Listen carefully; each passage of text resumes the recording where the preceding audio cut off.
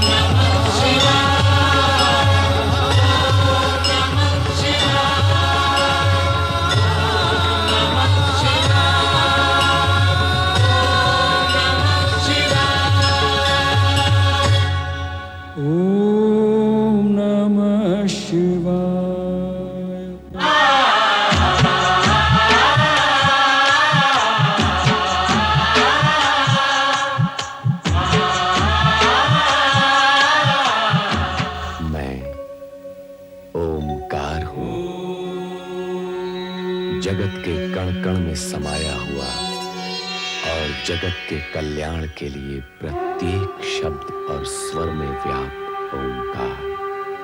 भोलेनाथ की जय जयकार के साथ बारात ने जैसे ही दक्ष महल में प्रवेश किया तो सती की बहनों और सखियों ने सती को छेड़ते हुए वर को श्रेष्ठ और सुंदर बताया। पर सदाशिव का पंचमुखी रूप देखकर चिंतित हुए दक्ष को दोबारा देवर्षि नारद ने उबारा। पुत्री को विदा करते समय कठोर और अहंकारी दक्ष भी दुखी हो गए। कैलाश पहुंचने पर शिवगण प्रसन्न होकर शिव सती की जय जयकार करते हैं और उधर दक्ष महल में पुत्री के लिए चिंतित प्रजापति दक्ष को नारद जी सती की कुशलता और प्रसन्नता का समाचार देते हैं। दक्ष प्रतिवाद करते हैं और शिव के प्रति अपशब्द बोलते हैं, पर नारद को शिव विरोधी शब्द सुनना स्वीकार नहीं। नारद उनके कक्ष से बाहर प्रस्थान करते हैं। नारायण नारायण नारायण। प्रणाम देवजी।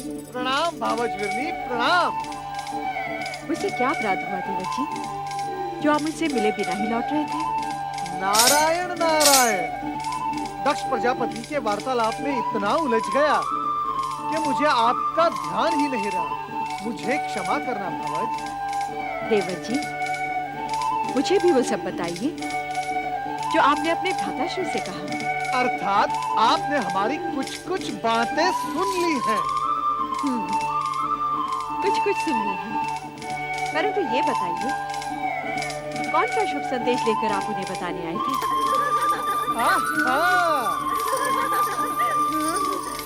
प्रणाम देवर्षि। देवियों सुखी रहो। भगवान विष्णु तुम सबकी मनोकामना पूर्ण करेंगे। हमारी बहन सती का कोई संदेश लाया है देवर्षि। नारायण नारायण। तुम्हारी बहन सती शिव जी की संगिनी बनकर संसार का सर्वोत्तम आनंद ले रही है और और इससे अधिक हम कुछ नहीं बताएंगे। नारायण नारायण। इससे अधिक हम कुछ जानना भी नहीं चाहती। हमारी बहन सुखी रहे, बस यही हम सबकी इच्छा है। क्यों माताश्री? हाँ बेटी, आज देवर जी ने ये शुभ समाचार सुनाकर हमारी सारी आशंकाओं का अंत किया है। आप हमारे धन्यवाद के पात्र हैं देवर जी। धन्यवाद के पात्र हैं तो देवर्षि का अतिथि सत्कार तो होना ही चाहिए।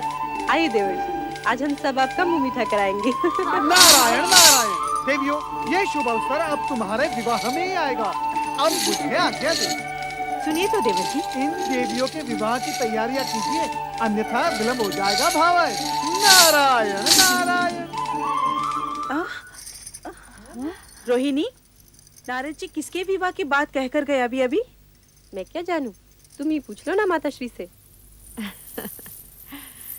तुम सबके विवाह की बात कर रहे थे देवर जी, और उनकी भविष्यवाणी कभी असत्य नहीं होती, समझी?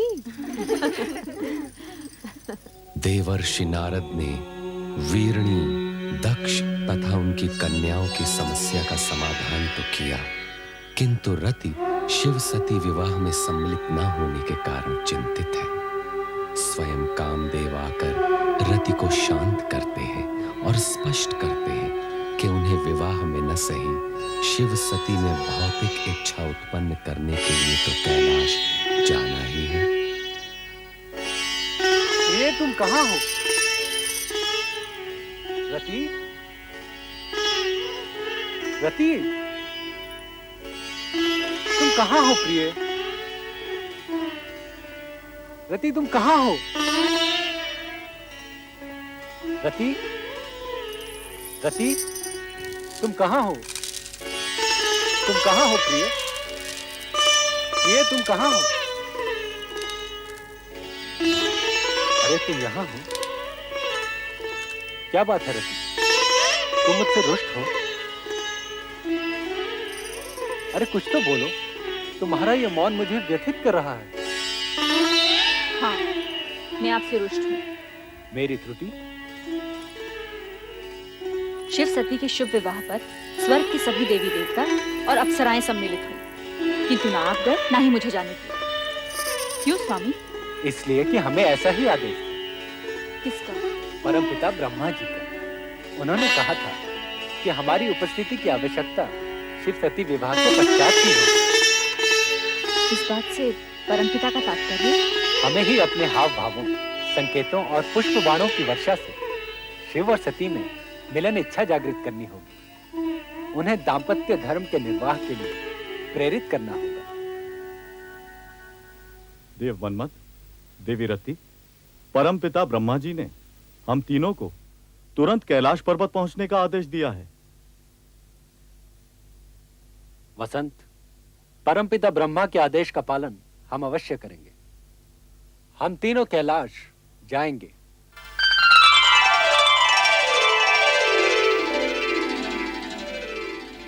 प्रिय, राजमहल का सुख भोगने वाली सती को कैलाश आकर प्रसन्नता हुई या नहीं? स्वामी, आपके चरणों में जो स्थान मिल गया है, इससे अधिक प्रसन्नता और क्या होगी?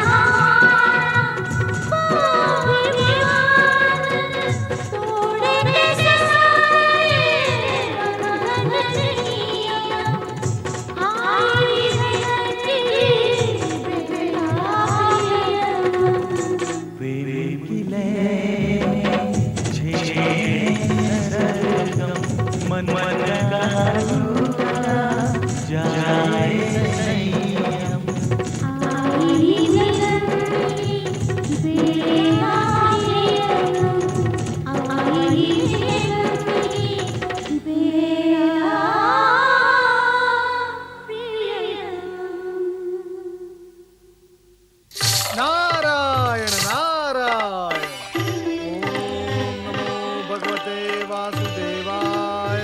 आओ नारद, आपने शिव सती के आनंद लीला के दर्शन किए अथवा नहीं? प्रभु, वो एक अद्भुत दृश्य था। उस आनंदमय रूप में अलौकिक नवदंपति को देखना स्वयं में एक विचित्र अनुभव था। तो क्या आप इस आनंद लीला का रहस्य समझे नारद? नारायण नारायण, मैं बाल ब्रह्मचारी भला इस गूढ़ रहस्य को कैसे समझ पाऊंगा? श्री हरि, आप इस पर तनिक प्रकाश डाले तो अच्छा होगा। यह प्रकृति और पुरुष का संगम है। इनकी यह आनंद लीला सृष्टि में नूतन घटनाओं का सृजन करेंगी। क्या इस सृजन का संबंध विष्णु प्रिय लक्ष्मी के आगमन से है? देखिए आगे क्या होता है। सत्य है प्रभु, सत्य है। भविष्य की बात तो भोलेनाथ ही जाने, परंतु श्रीहरि, आपके मन की बात कुछ कुछ मैं समझ गया हूं, परंतु शिव सती की लीला का रहस्य समझना निस्संदेह कठिन है। नारायण नारायण।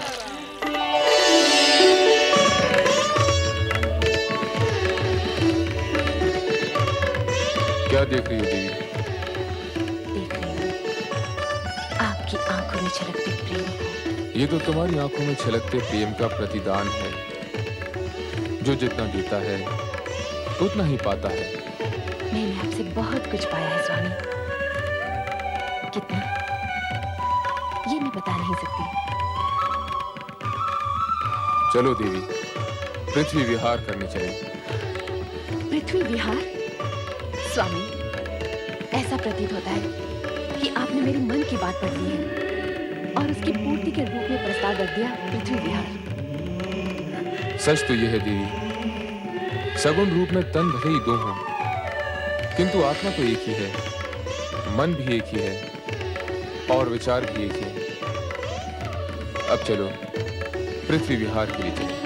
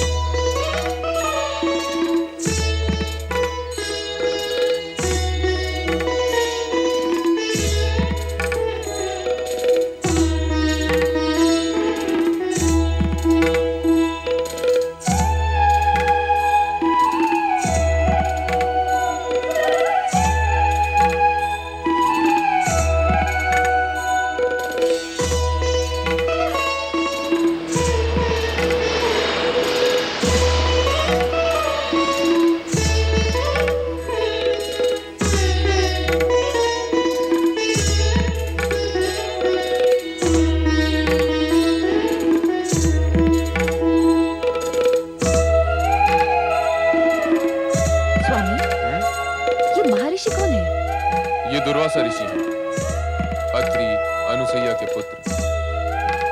इनका भीषण क्रोध जगत प्रसिद्ध है। इनके क्रोध का परिणाम? जिसके प्रति इनका क्रोध जागृत हो जाए वो घोर संकट में पड़ जाता है। किंतु ऋषि तो वही होता है जिसने काम, क्रोध, मोह को जीत लिया हो। और ऋषि दुर्वासा का क्रोध तो... तुम चुपचाप देखती जाओ, इनके कृत्य से तुम्हें इनका सही परिचय मिल जाएगा।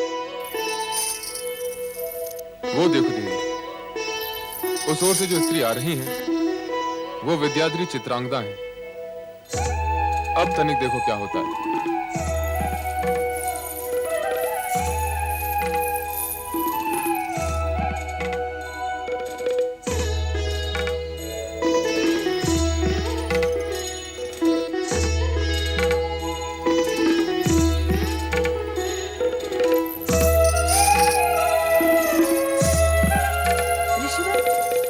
मेरा प्रणाम स्वीकार करें। तुम्हारा कल्याण हो। इस अकिंचन की ओर से ये श्रद्धा सुमन आपको अर्पित है, इन्हें स्वीकार करें।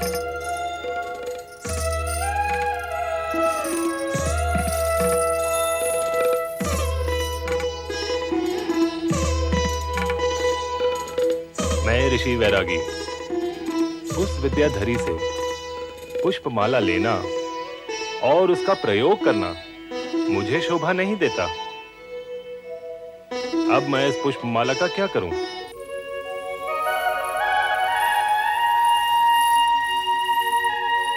इंद्र।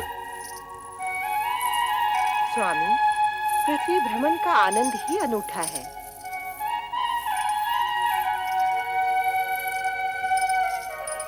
ये कथन, अरे महर्षि दुर्वासा, प्रणाम ऋषिवर।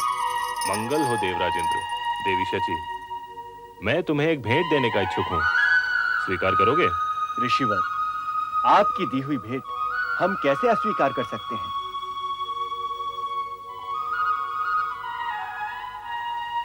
आज्ञा दें।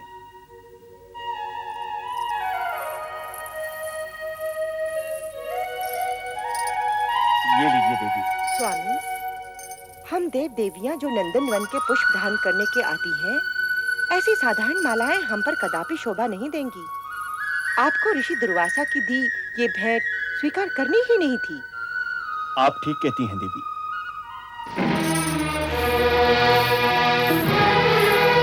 प्रिय, अब हमारा हरण हो चुकी है। चलो कैलाश लौट चलें। शची, देवराजेंद्र, प्रेम से भेंट की हुई मेरी माला का तुमने घोर अपमान किया है। अब तुम्हें इसका परिणाम सहन करना ही होगा। मैं तुम्हें श्राप देता हूँ कि अपनी स्वर्ग संपदा से वंचित होकर तुम और तुम्हारे साथी देवताओं का उस प्रकार स्वर्ग से पतन हो जाएगा जिस प्रकार मेरे द्वारा की हुई माला को तुमने पतित किया है। स्वामी, शीघ्र ही हमारा स्वर्ग जाना आवश्यक है।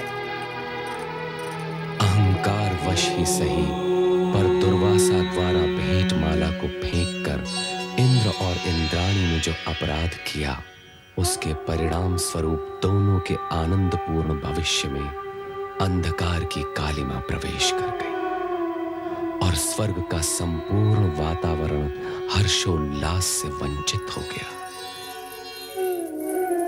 प्रणाम देवेंद्र। प्रणाम देवेंद्र। प्रणाम देवेंद्र। प्रणाम इंद्रदेव।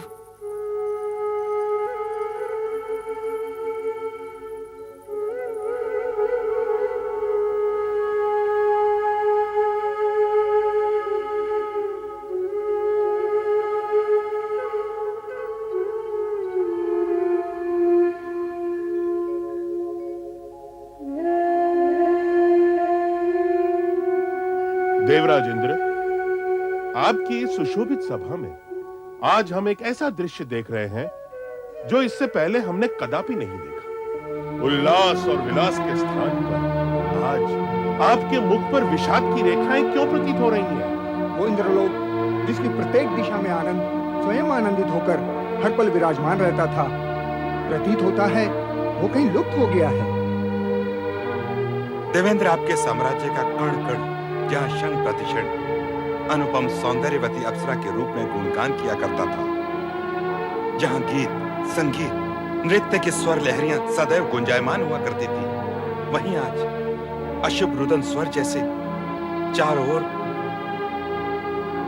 ध्वनित हो रहा है। और देवी इंद्राणी भी भविष्य में घटने वाली किसी घटना की शंका से ग्रस्त दिखाई दे रही हैं। देवेंद्र, इन समस्त स्थितियों का क्या कारण है? देव, आपका ये मौन किसी अनिष्ट का संकेत दे रहा है। यदि आपने मौन व्रत धारण किया है तो हम सबके आग्रह से अपना ये व्रत त्याग दीजिए और हमें बताइए, इंद्रलोक में जो विपरीत परिस्थिति बन आई है, इसके मूल में क्या कारण है? आदरणीय मेघदेव, वरुण देव, वायुदेव, अग्निदेव एवं देवगुरु बृहस्पति जी, आप सभी ने हम दोनों की मनोस्थिति को जानकर जो भी कुछ कहा है वो शब्दशः सत्य है। अर्थात मैं और इंद्राणी इस समय अत्यधिक व्यथित, चिंतित एवं कुंठित हैं। कारण ये है कि अब स्वर्ग पर हमारा अधिकार नहीं रहेगा। ये आप कैसे अशुभ वचन बोल रहे हैं देवेंद्र? देवगुरु, मैंने जो कुछ भी कहा है उसमें लेश मात्र भी असत्य नहीं है। महर्षि दुर्वासा के श्राप से यह दुर्घटना किसी भी क्षण घटित हो सकती है। महर्षि दुर्वासा के श्राप से? और हम इंद्राणी के कहने में आकर भूलवश दुर्वासा ऋषि द्वारा भेंट की गई माला का अनादर कर बैठे और उसी से कुपित होकर उन्होंने हमें यह श्राप दिया है कि दानवों का बल देवताओं की अपेक्षा दोगुना हो जाएगा और हम अपने समस्त देवगणों के साथ इस स्वर्गलोक से सदा सर्वदा के लिए वंचित हो जाएंगे। देव, आपने ये कैसा अनर्थ कर डाला? महर्षि दुर्वासा का श्राप कभी मिथ्या नहीं हो सकता। वो अपना प्रभाव अवश्य लाएगा। उनके श्राप से मुक्ति निवारण का कोई उपाय नहीं, कोई उपाय नहीं। अब स्वर्गलोक अवश्य नष्ट भ्रष्ट हो जाएगा देवराज इंद्र। हम सभी को इस स्वर्ग संपदा से सदैव के लिए वंचित होना पड़ेगा।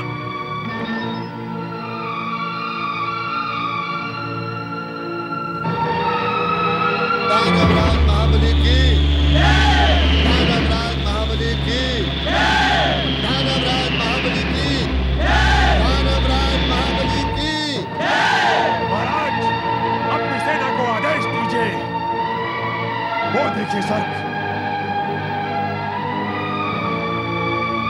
लगता है दुर्वासा ऋषि का श्राप फलित हो रहा है।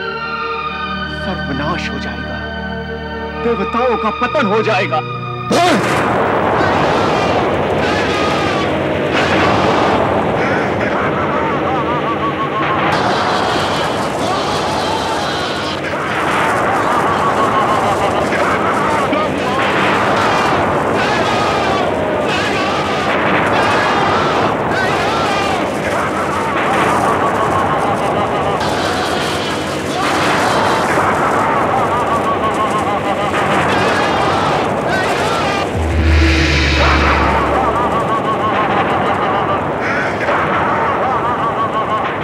के अटूट नियम के अनुसार अब कर्म का परिणाम अशुभ ही होता है। दुर्वासा ऋषि के श्राप के फल स्वरूप स्वर्ग पर असुरों के अधिकार के पश्चात इंद्रादि को स्वर्ग त्यागना पड़ा।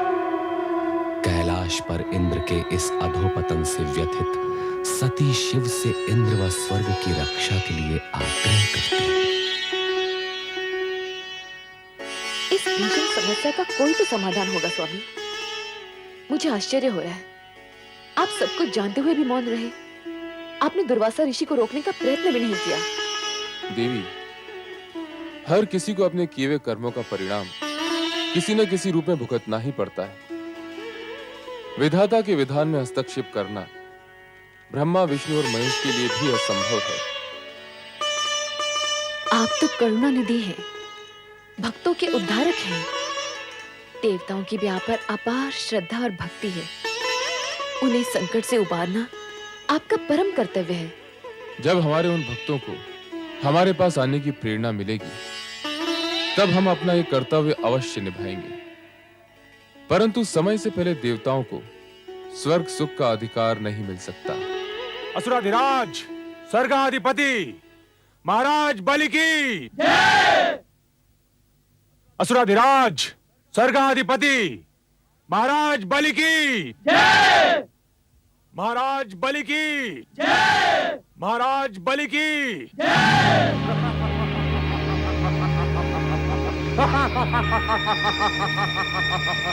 आज हम अति प्रसन्न हुए। देवता यहाँ से पलायन कर गए। उनकी पराजय विजय श्री का रूप धारण करके हमारे चरणों में नतमस्तक है। अब यह सिंहासन हमारा है। अब स्वर्गलोक पर असुरों का राज है। सेनापति राहु, स्वर्गाधिपति दानवराज महाराज बलि को राहु का वंदन स्वीकार हो। सेनापति राहु, तीनों लोकों में यह घोषणा करवा दो कि अब स्वर्गलोक पर देवताओं का नहीं, हम दानवों का अधिकार है। इंद्र और समस्त देवता भीरू कही के भाग गए। बहुत वीर समझते थे, परंतु बलि के बाहुबल के समक्ष निर्बल होकर रह गए। हमने असंभव को संभव कर दिखाया है। देवराज इंद्र को स्वर्ग के सिंहासन से उखाड़ कर फेंक दिया है। उनके राज्य, वैभव और शासन पर हमारा अधिकार सदैव बना रहेगा। अब देवता यहाँ कदापि प्रवेश नहीं कर पाएंगे, कदापि प्रवेश नहीं कर पाएंगे। अब स्वर्गलोक पर हमारा अधिकार है।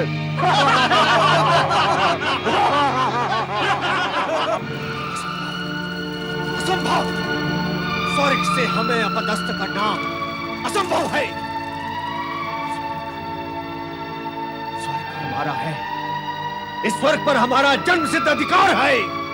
असुरों की प्रकृति निरंकुश है। उन्हें नियमों में बांधना कठिन है।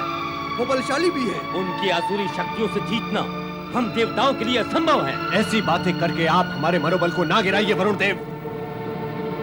हम ब्रह्मदेव की शरण में इसीलिए आए हैं कि वो हमारा मार्गदर्शन करे और इस संकटकालीन स्थिति से हमें उबारे।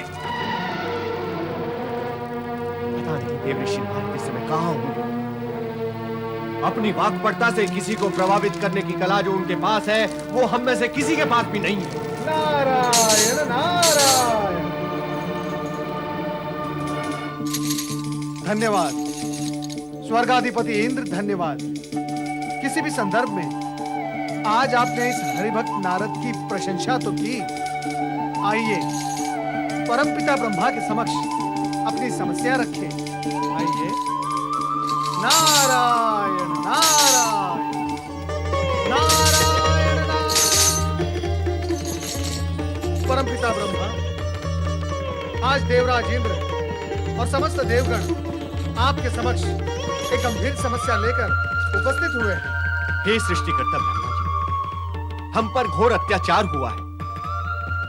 आपको ये जानकर अत्यंत दुख होगा कि हम पर अत्याचार करने वाला आप ही से उत्पन्न ऋषि अत्रि का पुत्र है।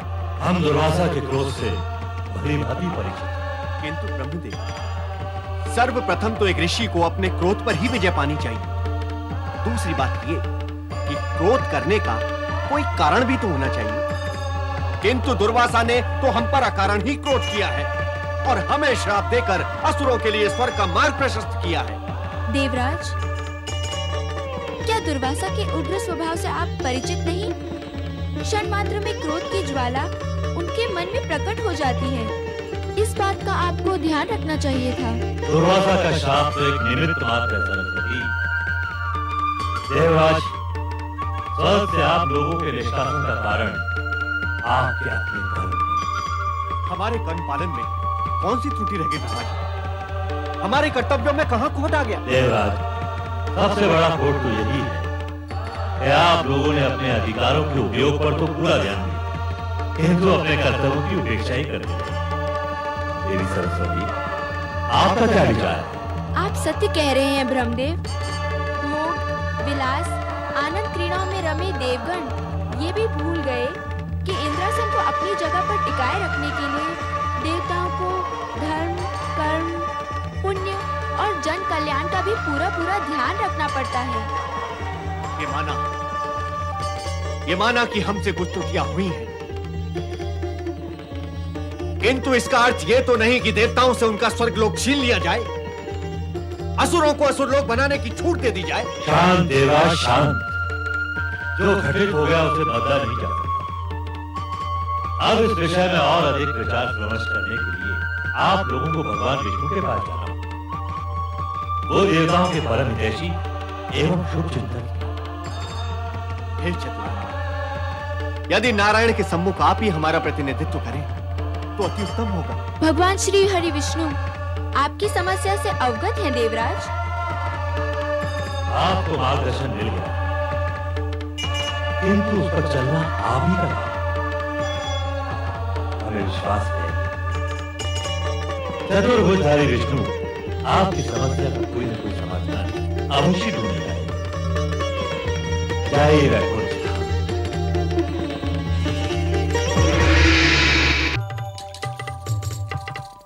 ओम नमो भगवते वासुदेवाय। नारायण नारायण।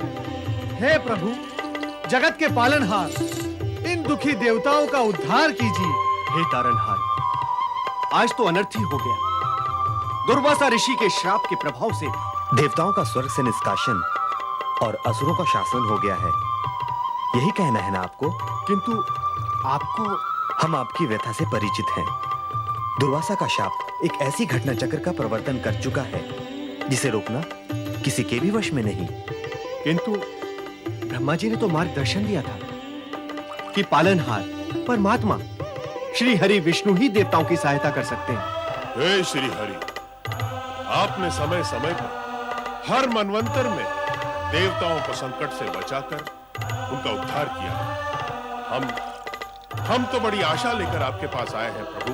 देवगुरु बृहस्पति जी, यह सत्य है कि हम देवताओं के शुभ चिंतक हैं, किंतु प्रभु, आप त्रिदेवों में सृष्टि के पालनहार हैं।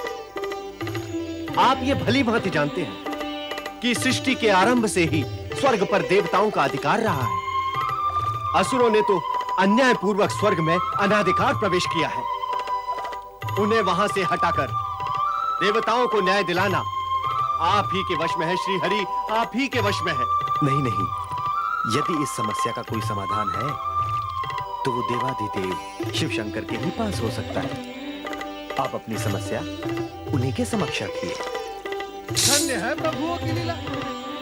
अब आपकी समस्या के समाधान के लिए देवगणों आपको कैलाश की ओर प्रस्थान करना होगा। पधारिए। नारायण नारायण।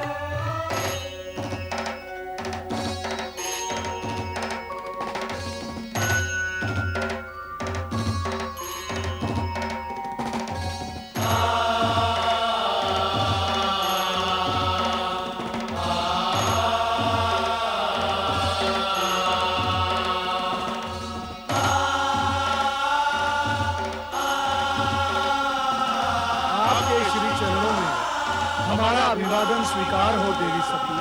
बधाई। कैलाश धाम में आप सभी का स्वागत है। देवराज और देवगणों के साथ जो अन्याय हुआ है उसका मुझे अत्यधिक दुख है। इस विषय में मेरे स्वामी से भी चर्चा हुई थी।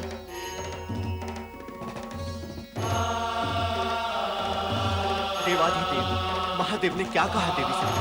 कहा तो कुछ नहीं, किंतु उनकी बातों से लगा आपके उद्धार हेतु उनके पास कोई न कोई उपाय अवश्य है। त्रिभुवनपति महादेव शिवशंकर की जय।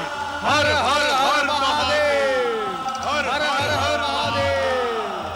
हर हर हर महादेव।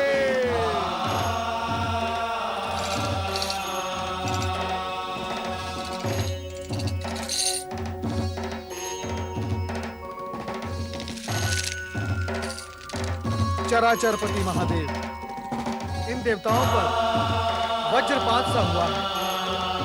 अपने ही निवास से निष्कासित दिनहीन भटकते हुए श्री हरि के आदेशानुसार आपके पास बड़ी आशा लेकर आए हैं। प्रिय नारद, जो भी घट रहा है नया नहीं है। अच्छाई और बुराई का संघर्ष तो सदा ही चलता रहा है। कभी अच्छाई का पलड़ा भारी तो कभी बुराई का। किंतु सदाशिव, हमने किसी का क्या बुरा किया था कि क्रोध में ऋषि दुर्वासा ने इतना बड़ा श्राप दे दिया? हम देवों के साथ इतना बड़ा अन्याय। जो अन्याय आपके साथ हुआ है वो कभी असुरों के साथ भी हुआ था। अतः अब जो न्याय होगा वो सुरों असुरों के समान अधिकारों को ध्यान में रखकर ही होगा। आपको मेरी इस बात से आघात अवश्य लगा होगा, किंतु ये सत्य है कि इस समस्या का समाधान सुरों असुरों को मिलकर ही निकालना होगा। और वो समाधान है समुद्र मंथन।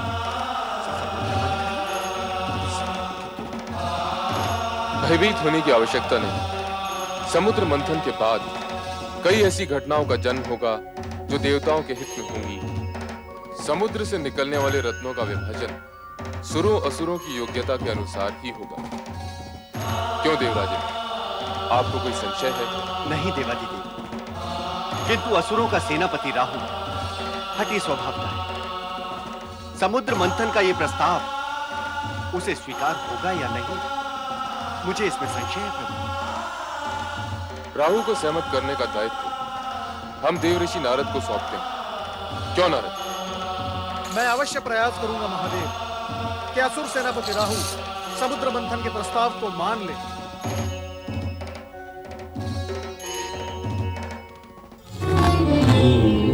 नमः शिवाय। ओम नमः शिवाय। ओम नमः शिवाय। ओम नमः शिवाय। ओम नमः शिवाय। ओम नमः शिवाय। ओम नमः शिवाय।